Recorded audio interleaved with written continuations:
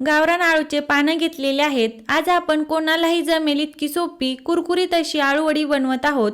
तर त्यासाठी 10 ते 15 आळूची पाने बारीक कट करून घ्यायचे एका बाउलमध्ये।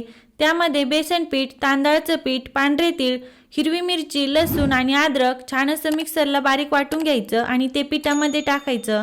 धनेपूड, जिरेपूड, लाल मिरची पावडर, हळद, हिंग आणि चवीनुसार मीठ टाकायचं। चिंचेचा कोळ आणि गूळ घालून सर्व छान असं मिक्स करायचं आणि थोडं थोडं पाणी घालून याचं पीठ मळून घ्यायचं।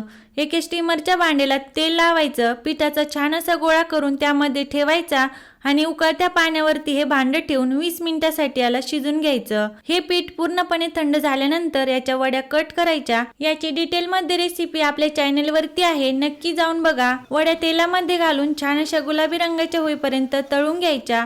अतिशय झटपट कुरकुरीत अशी आळूवडी बनून तयार आहे।